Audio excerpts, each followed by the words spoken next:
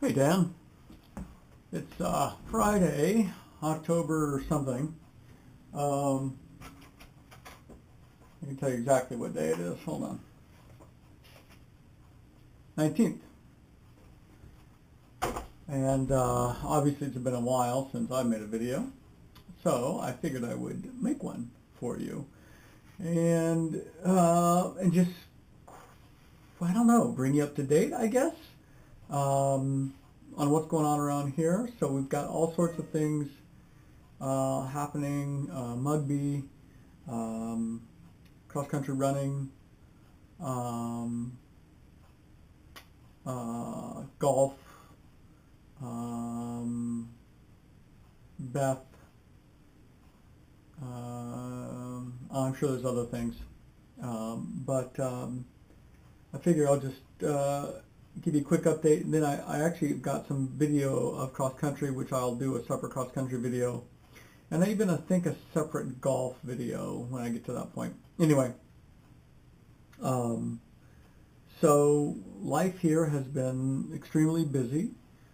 I find on any given day that I have a great deal to do and to take care of that, like today, for example, it's Friday, it's 4:30, and I'm thinking, oh gosh, what should I do? What should I do? I've got about an hour before I have to take Colleen over to a friend's house. They're going to go over to a walk of horror up at St. Mary's, which is something they do every year out in the woods, down right along the creek, where we play frisbee golf. They actually do you know, a scary walk. Um, and I thought, okay, I've been working all day long. What, is that, surely that's enough, right? And I thought, well, let's see, I've got to update the prices for the website. I got to send those off to the web woman, Michelle, web woman. And I've got to do some financials for taxes, and I've got to do some descriptions for the website, which hopefully will be going live here November 1. And oh man, just tons of little things.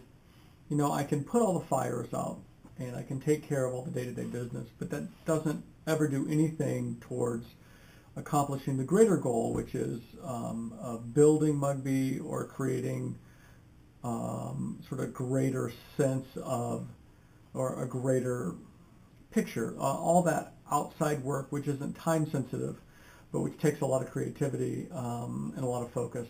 That's what I'm not getting done.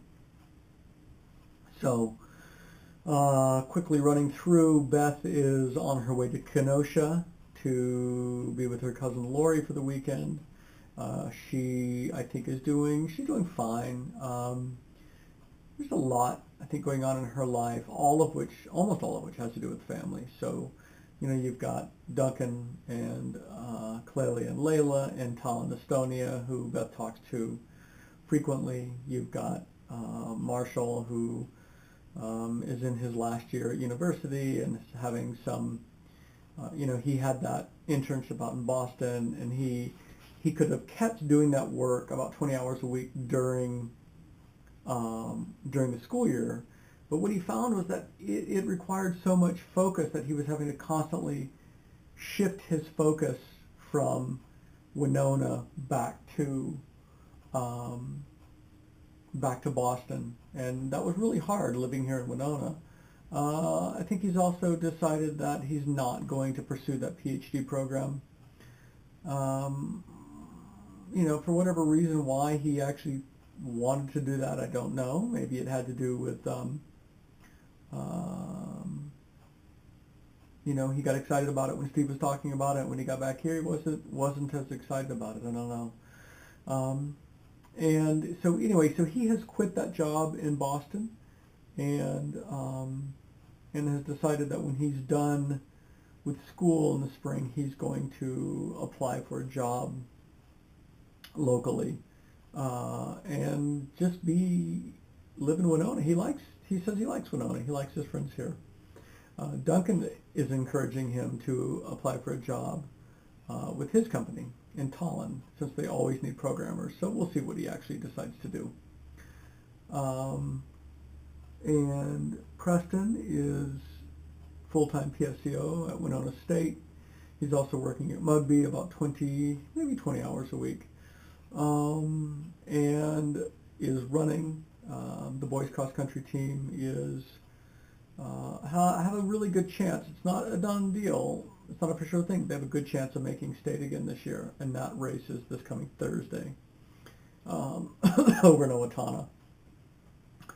But I think he's doing pretty well. Colleen is involved in lots of things at school, is doing well academically, and is also, of course, running cross country as well. So,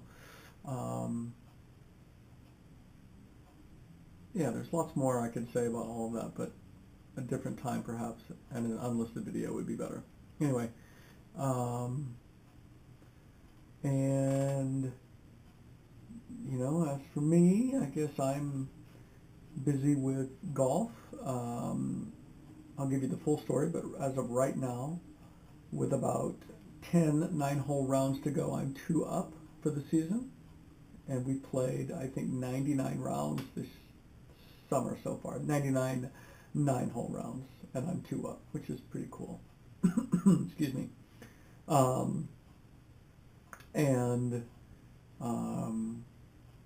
You know, I've not been swimming that much, mainly because I don't have my membership at the Y, so my only place to swim is St. Mary's.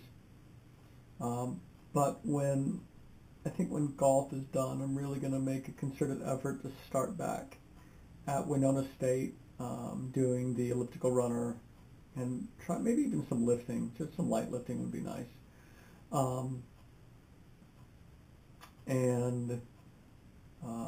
As I said, Mugby's been incredibly busy. We had a really, really good September. October's been good too, in spite of the fact that we got our first snowfall a week ago. It didn't last long, but we got it. It lasted, a day, but, you know, it's gone now. And I am looking forward to it not being as busy. So, I'm going to be going down and seeing my folks here the week before Thanksgiving. I'm going to go down on Tuesday, fly into Panama City Beach. It really doesn't make any sense to go there as opposed to Tallahassee, but the house is such a clutter that my mom does not want me to come there. I think she's embarrassed about it.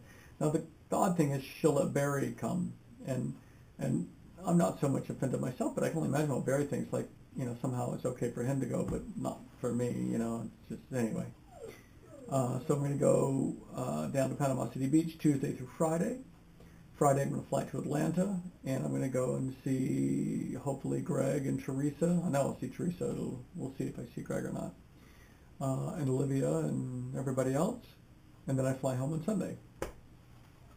So, and then, of course, December 15th, we fly out for Estonia, which I'm really, really looking forward to that trip.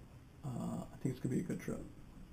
And I've started brushing up on my Russian. Just yesterday I started, so I've not gotten very far. And see just how much of that will come back to me. And, yeah. So that's kind of the quick and dirty of what's going on around here. Keith and Virginia are doing pretty good. Virginia, you know, obviously is still having memory issues. Yesterday, well, let me start with Keith. He coughs a lot. And he coughed so hard, 3 days ago, that he ended up breaking a rib. And he's in a lot of pain. So he's on narcotics to deal with the pain, which means he can't drive and Virginia doesn't drive. So I went and picked her up for a hair appointment yesterday, and we got there, and I dropped her off, and I went and did a couple of errands, and then she called me like 5 minutes later, and it turns out that she had actually canceled her appointment because she didn't think she was going to make it, but then she forgot that she had canceled it. So I went and picked her up again today and took her to her appointment.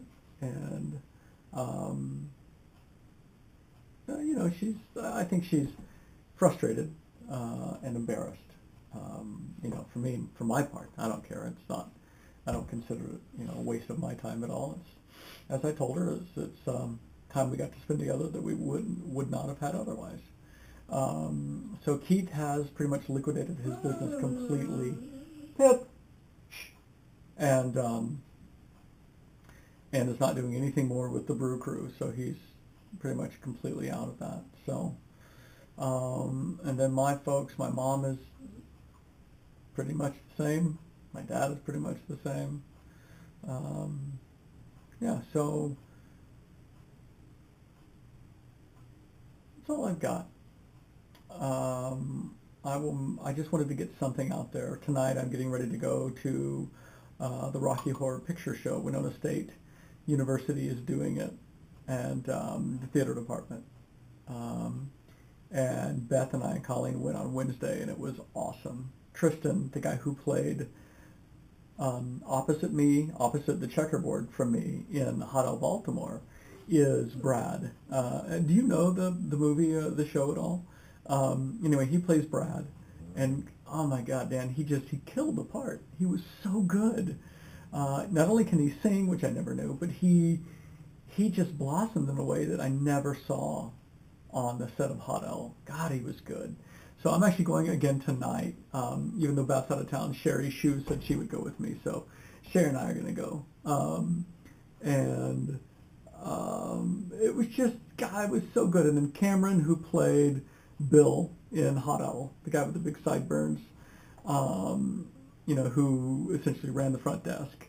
He's in it as Eddie, who Meatloaf played that character in the movie, and Dr. Scott, who was in a wheelchair in the second act. So anyway, it's going to be really good. I'm really looking forward to going again. So what was amazing on Wednesday was, the sheer, first of all, it was a big crowd, and the sheer cross-section of demography that was there was cool. People 10 years older than me, my age, 10 years younger, all the way down through high school. A lot of, probably more my age and older than there were college students. And when they started dancing the Time Warp, and if you don't know at all what I'm talking about, you must know what I'm talking about, but when they started dancing the Time Warp, the number of people who stood up in the audience and started dancing, it was great. And you probably know that the movie has a large audience participation. What would you say? It's just sort of a culture that built up where everybody who went, as far back as the 70s, they knew you throw rice, you squirt your squirt gun, you have these noisemakers, you yell, boring when the narrator's talking, you put a newspaper on your head when Janet is caught in the rain, and just all of these things. And so they had about 6 or 7 different things the audience could do. You could actually buy a prop kit in the lobby. And no squirt guns, no rice, because I'm sure they don't want to clean up, but they had the noisemakers, they had the newspaper, they had the snapping glove. People were yelling things out, and it was really interesting because none of the actors, talking with Cameron, and none of the actors knew that these things were coming. And Heather, who directed it, she told them, you've got to get ready for this. So she actually, during one of the rehearsals, had her and another woman yelling things out that they thought the audience might yell out. And it was a good thing she did, because it's amazing how much people are yelling. And I heard last night at the show, it was almost sold out, which is over 400 people. They started the show 20 minutes late because the sheer number of people in the lobby who couldn't get in on time, and the amount of audience participation last night apparently was crazy. So I'm really looking forward to tonight to see how the actors deal with all this. And Cameron says it's awesome. It's awesome to be on stage when all that's going on. So anyway, damn it, Janet, that's my story, and I'm sticking to it. I hope you're well, and I'll talk to you soon.